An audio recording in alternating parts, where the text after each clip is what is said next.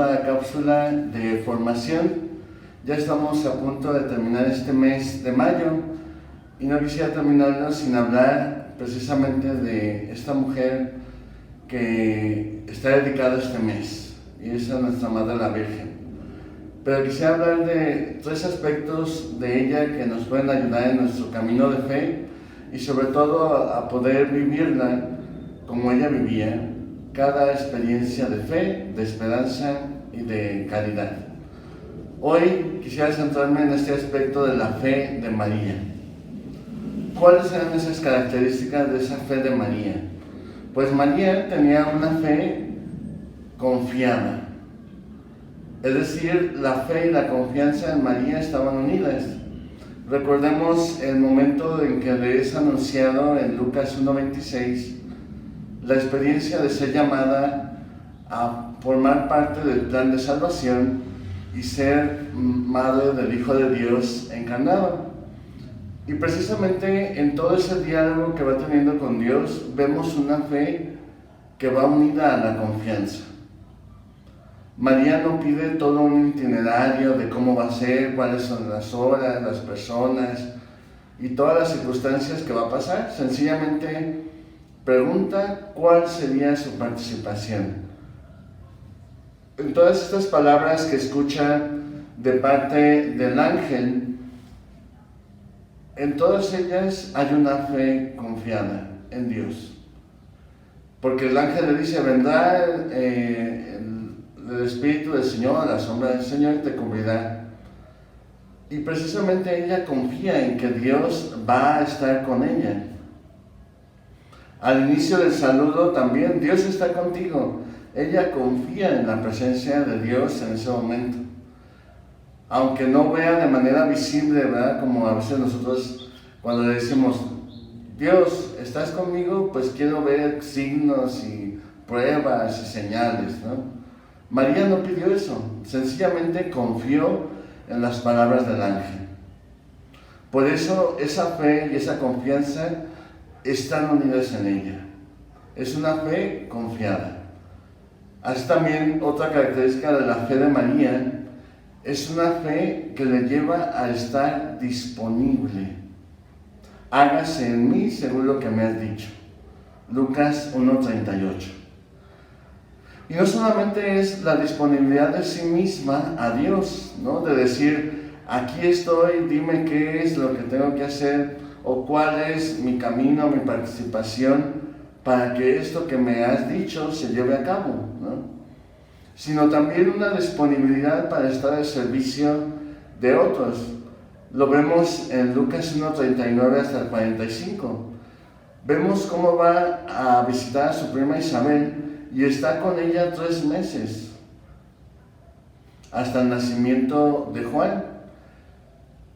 ¿Quién le dijo a María que fuera? ¿O quién la obligó? ¿O quién la empujó? Nadie. Sencillamente vemos que en el anuncio que le hace el ángel, le presenta como testimonio de fe y de disponibilidad a la acción de Dios a su prima Isabel. Y ella también quiere ser partícipe de ese ejemplo, de esa fe, de esa disponibilidad a los planes de Dios.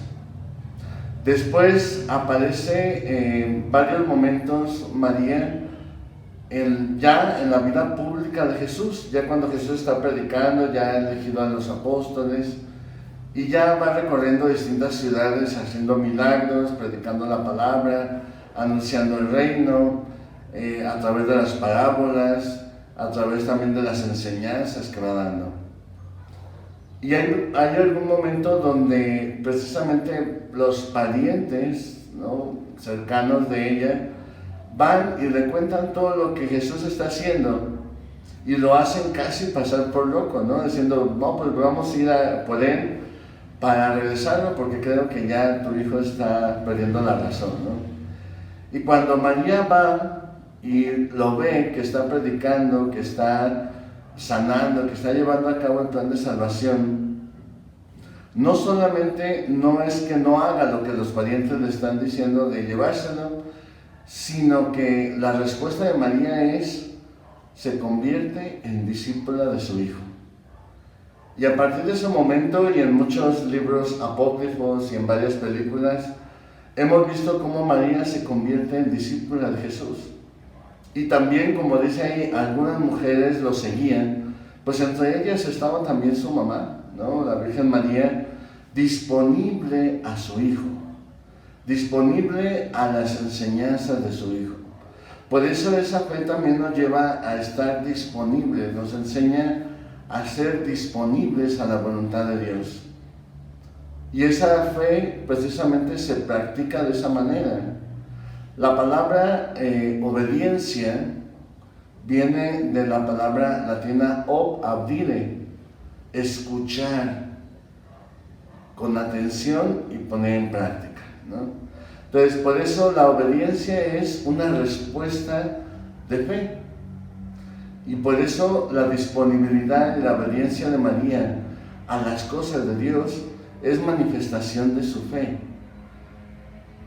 Por eso, cuando nosotros hablamos de creer en Dios, no solamente es que creo en Dios porque sé de Él o sé cosas de Él.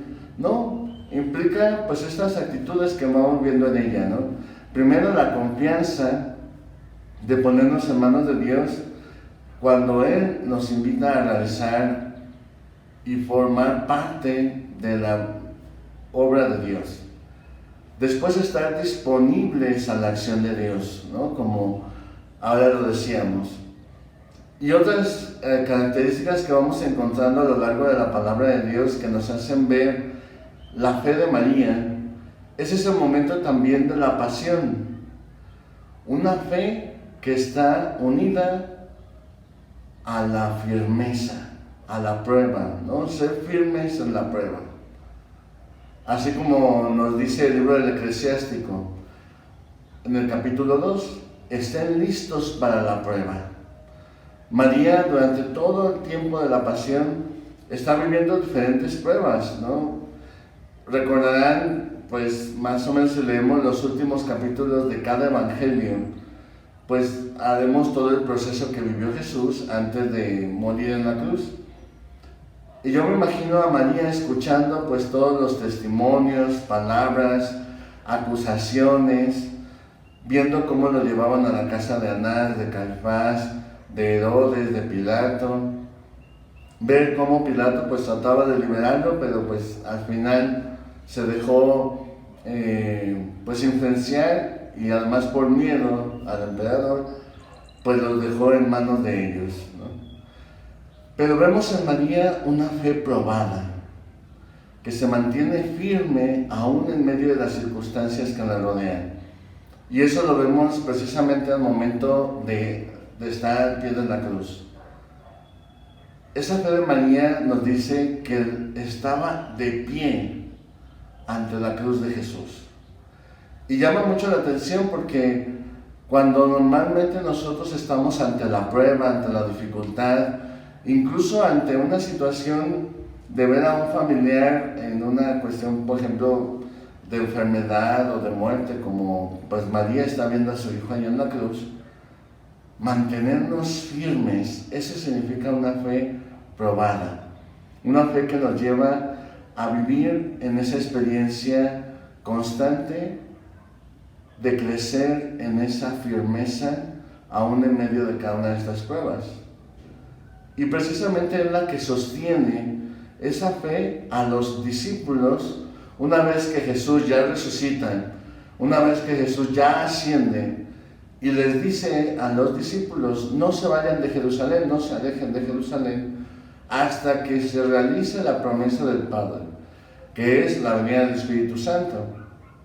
¿Y quién es la que precisamente les ayuda a mantenerse firmes, aún en medio de las persecuciones, aún en medio de que están ellos encerrados por miedo? Vemos constantemente en las pinturas y en el arte cristiano a María sosteniendo a los discípulos, porque siempre la ponen a ella en el centro y los discípulos alrededor, como siendo sostenidos por ella, ¿no? En esa fe probada. Otra característica de María es una fe que comparte y se comparte con alegría.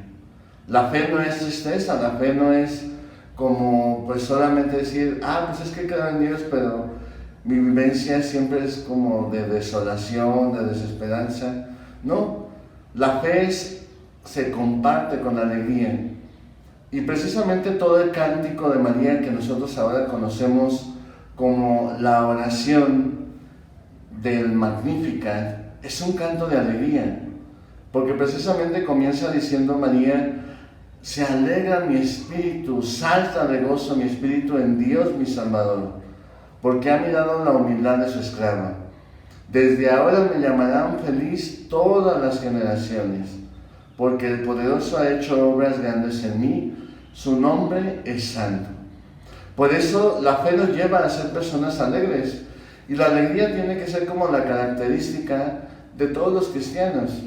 Es decir, compartir la fe no solamente es que tengo que hacer tantos mandamientos, tengo que cumplir tantos sacramentos, como si fueran pesos tan grandes que pareciera que nosotros pues, no vamos a poder con ellos.